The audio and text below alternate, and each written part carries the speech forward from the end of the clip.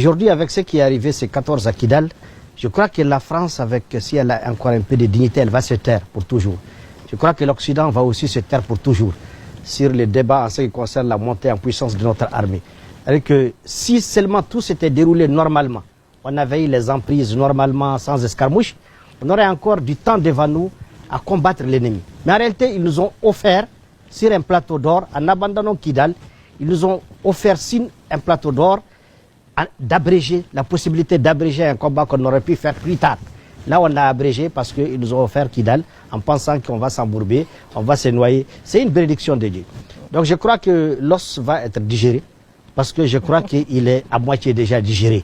Avec cette situation, il est déjà à moitié digéré. Le reste, c'est de maintenir ce que Dieu nous a donné, que les anciens États, les anciens systèmes n'ont pas eu. C'est le soutien du peuple.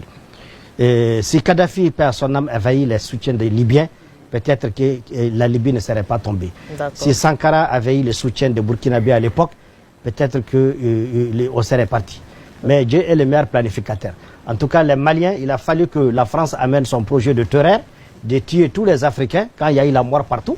Là, les peuples se sont levés pour dire, bon, écoutez, pendant 60 ans d'indépendance, entre guillemets, on a supporté la pauvreté, la misère, les maladies inventées, les ajustements structurels. Maintenant, vous amenez le projet de la mort. Là, trop, c'est trop. Je crois que maintenant... Donc, je crois que ça, c'était quelque part... Je ne pense pas que l'ennemi n'est pas loin, il rôde autour.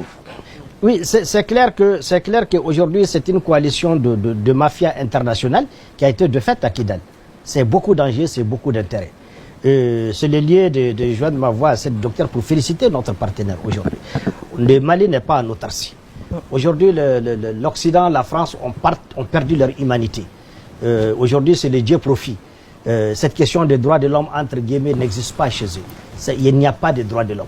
Et c'est pourquoi je félicite nos plus hautes autorités aujourd'hui qui sont en train de donner de belles leçons de respect des droits de l'homme au monde entier. Parce qu'aujourd'hui, les droits de l'homme chez nous, c'est sur la base de nos valeurs, sur la base vraiment de nos valeurs sociétales.